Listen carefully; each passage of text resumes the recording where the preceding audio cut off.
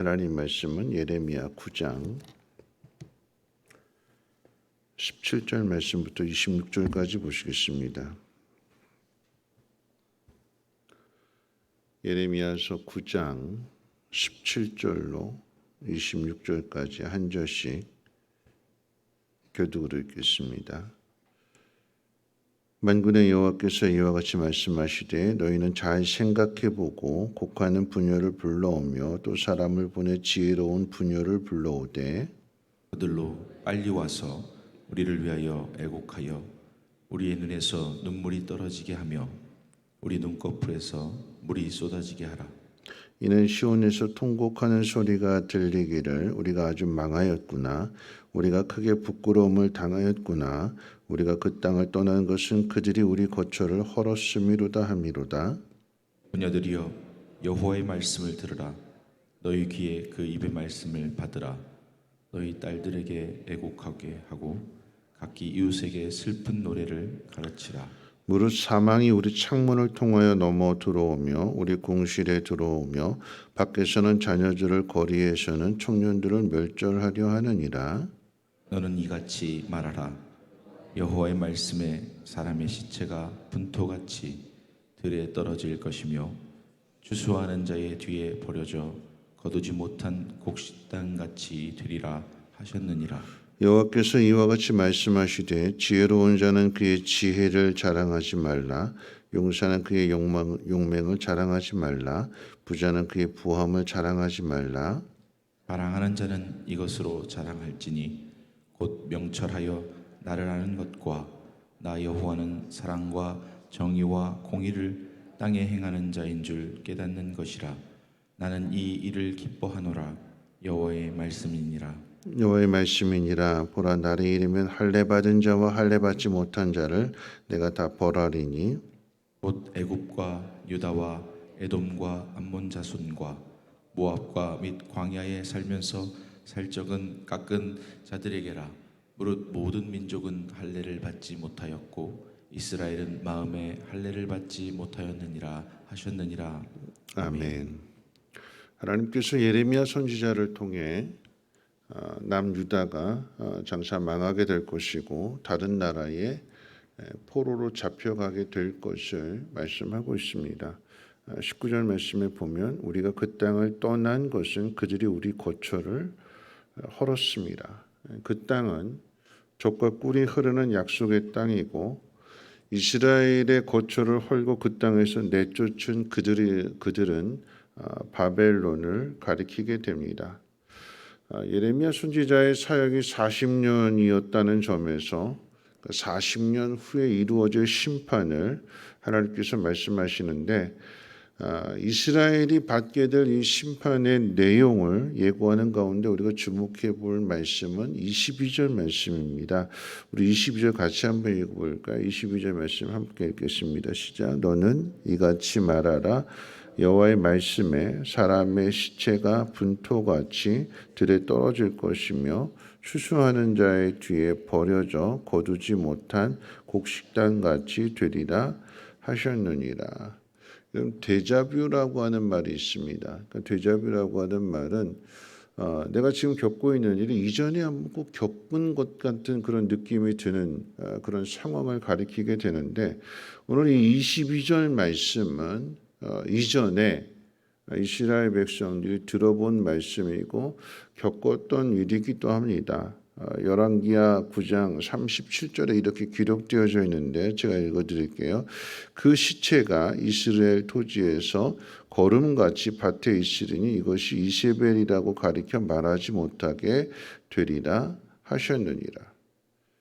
예레미야 선지자는 엘리야가 이세벨에게 심판을 예언한 내용을 지금 상기시키면서 이스라엘 백성에게 똑같이 경고하고 있습니다. 여러분 아시는 대로 이세벨은 북이스라엘의 아합 왕의 아내입니다. 그런데 이 이세벨은 오히려 아합보다도 더 독하고 악하게 하나님의 뜻을 거역하다가 비참한 최후를 맞이했습니다. 그 시체를 분별할 수 없는 짐승들이 먹어버리고 그 피는 땅에 뿌려져서 그래서 오늘 말씀하는 것처럼 거름이 될 거다. 이세벨인지 아닌지 전혀 형체를 살아있을 때는 큰 소리치고 살아있을 때는 떵떵거리면서 살았는데 그런데 그 최후의 모습은 참으로 비참한 모습, 흔적도 없는 누구의 형체인지 알아보지 못하는 무덤에도 묻히지 못하게 되는 땅에 거름이 되는 그런 내용을 하나님께서 말씀하시는데 그런데 지금 유다도 똑같은 내용의 심판을 받는다라고 하는 거죠. 그런 의미에서 생각해 본다면 그 악한 이세벨이 심판을 받은 것과 남유다가 심판을 받는 것을 생각해 본다면 둘 다 똑같다라고 하는 이야기입니다. 더 나은 게 없다라고 하는 얘기예요. 유다 백성들이나 이방인이나 똑같이 심판을 받습니다. 그래서 이런 사실을 이제 25절, 26절에서 이야기할 때 이렇게 이야기합니다. 할례 받은 자와 할례 받지 않은 자를 다 벌하신다고 말씀하셨어요. 다시 한번 확인시켜 주는 거죠. 할례 받은 자는 이스라엘 백성이고 할례 받지 못한 자는 이방인들인데 그런데 할례 받았다라고 하는 것은 다른 사람들과 구별되게 하나님 백성임을 상징하는 증표가 할례이잖아요. 믿음대로 살겠습니다. 그게 할례잖아요. 여러분 아브라함이 하나님 약속을 받았을 때에 할례를 행하라. 99세 때 나이에 그 생식기에 할례를 행한다라고 하는 것은 소중히 지켜야 되고 보호해야 되고 그래야 우리는 아이를 낳을 수 있다고 생각하는데 우리가 지키고 우리가 보호해서 아이를 낳는 것이 아니라 하나님 주신다라고 하는 사실을 믿으라고 하는 증표가 바로 할례거든요. 이와 같은 할례가 여리고성을 정복하는 과정 속에서 요단강 건넌 이후에 행하는 것, 적을 앞에 두고 행하는 그 전쟁은 하나님 앞에 있는 것이지 우리가 무기를 가지고 싸워서 여리고성을 정복하는 것이 아니다라고 하는 것을 하나님 백성은 그렇게 살아야 된다는 사실을 확인시켜 주는 게 할례입니다. 그런데 할례 받은 것과 할례 받지 않은 사람이 똑같이 망한다라고 하는 것은 그 차이가 없어졌다라고 하는 이야기예요. 어떻게 똑같아졌을까요? 똑같았다는 의미가 무엇일까요? 지혜와 힘과 돈을 자랑하는 것이 똑같습니다. 여러분 지혜와 돈과 힘이라고 하는 것은요. 이게 모아지고 쌓여지게 되면 이것 가지고 스스로 충족해서 하나님으로부터 독립할 수 있다라고 하는 생각을 갖습니다. 하나님 없이도 살 수 있다라고 하는 것이고 지혜와 힘과 돈만 있으면 하나님도 필요 없다라고 하는 것입니다. 그거 의지하면서 그렇게 살겠다라고 하는 것이 세상 사람들의 모습이에요. 이것이 똑같습니다. 사람 살아가는 시대가 다르고 환경이 다르고 모든 게 다 다를지라도 이세벨 때의 그 악으로 인해서 심판을 당하고 200년 후에 지나서 또 남유다가 심판을 당하는 것과 똑같이 세상에서 가장 똑똑한 인재들이 모이게 되는 하버드 대학에서 개교 350주년을 맞이하면서 신입생들에게 앙케이트를 조사했는데 이 세상을 살아가면서 필요한 세 가지를 꼽으라고 했을 때 뭘 꼽았느냐? 지금 똑같이 꼽았어요. 돈과 힘과 명예. 지혜라고 하는 것은 이제 인정받는 거, 똑똑한 거.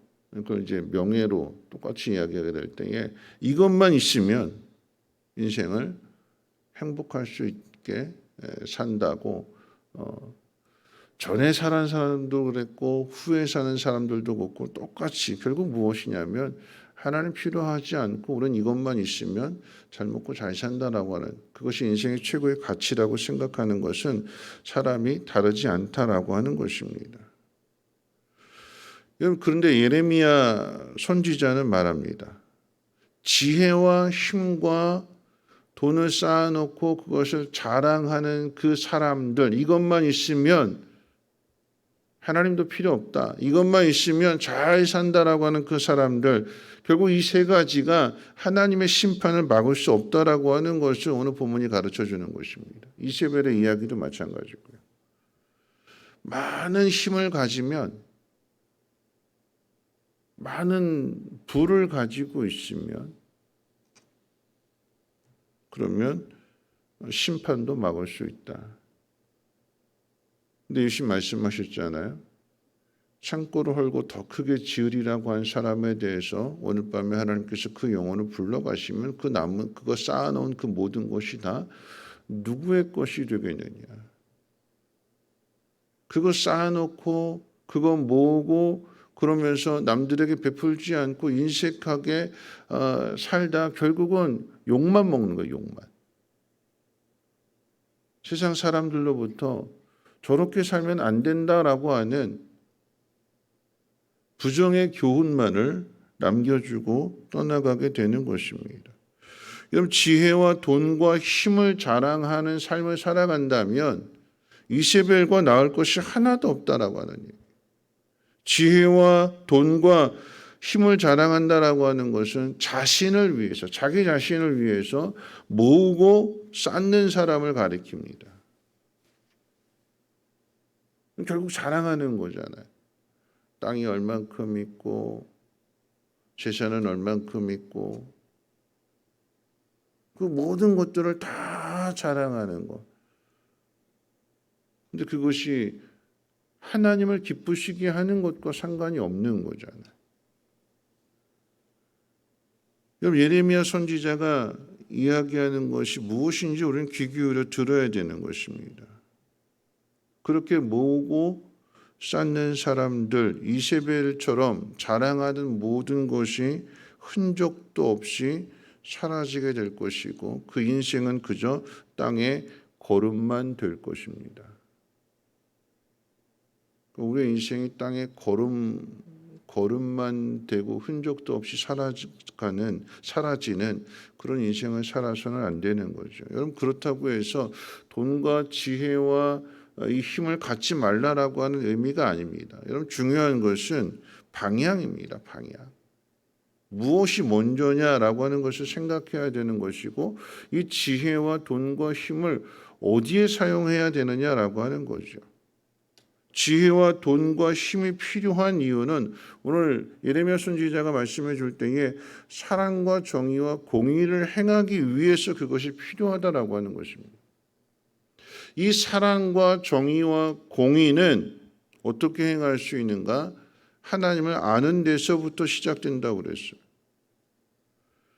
사랑이 뭘까요? 사랑. 사랑을 정의할 때 여러분, 사랑은 나를 위한 게 사랑이 아니잖아요. 남의 유익을 구하는 게 사랑이라고 그랬어요. 정의가 필요한 것이 어딜까요? 억울하고 답답하고 속상한 사람들을 풀어주고 해결해주고 그래서 그들로 하여금 평안함을 누리게 해주는 것이 정의잖아요.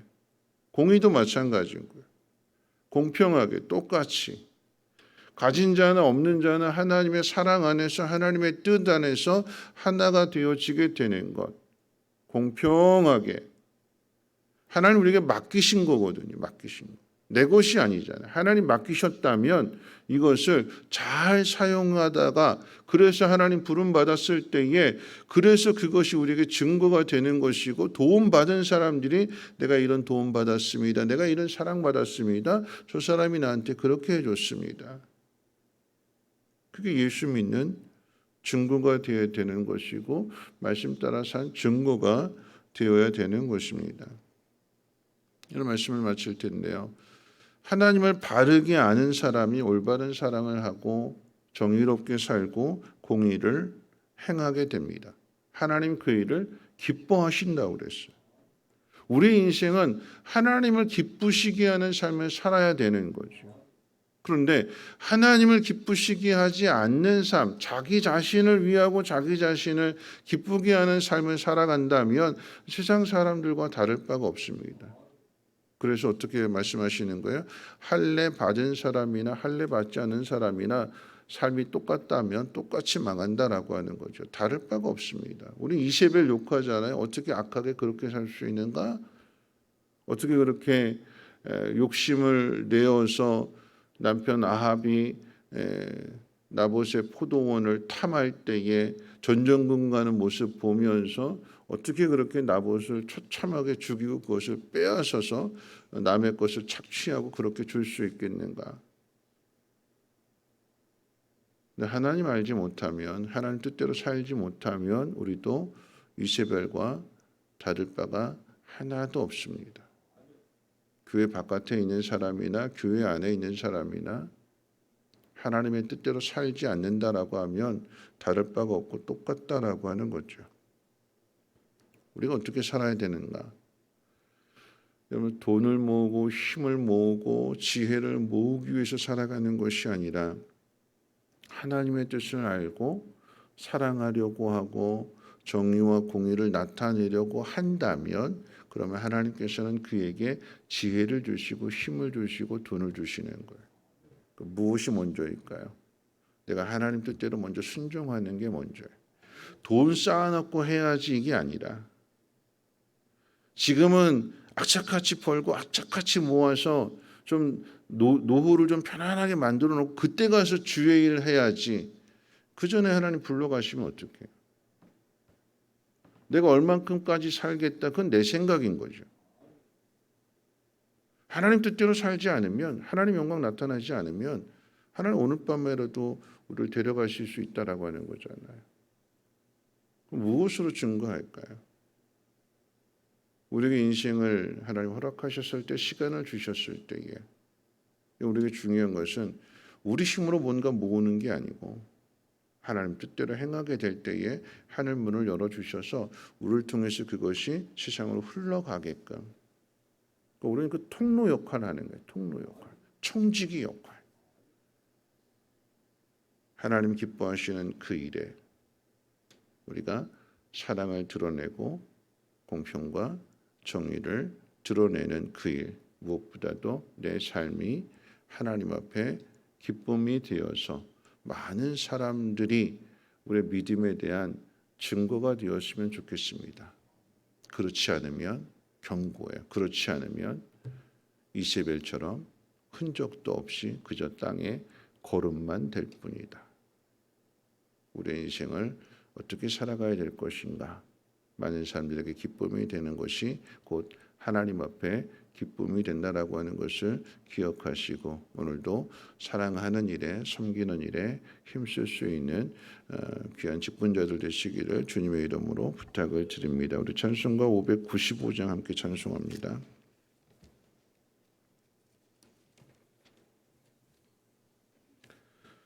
찬송가 595장입니다. 통일 찬송가로 372장이고요.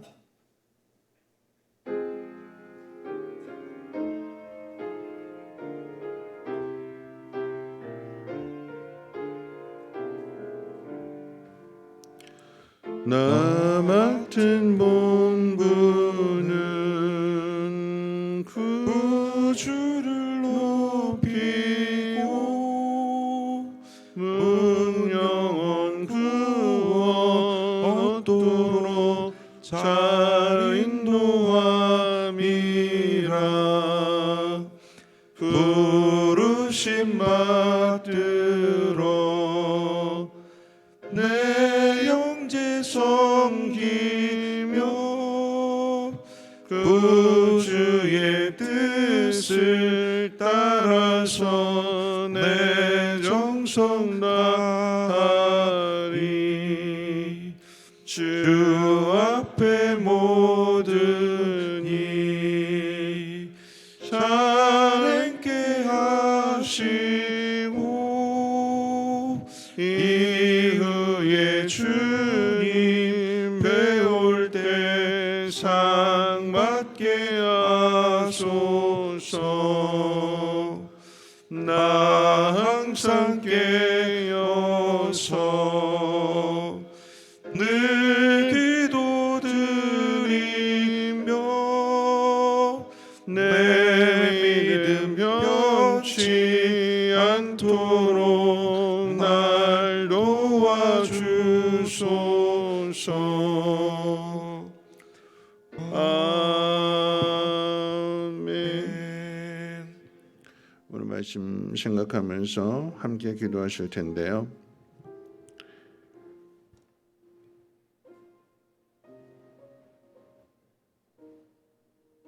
하나님 뜻대로 살지 않는다면,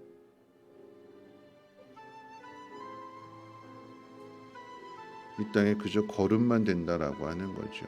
인생이. 할례 받은 사람과 할례 받지 않은 사람의 차이는 믿음의 차이거든요.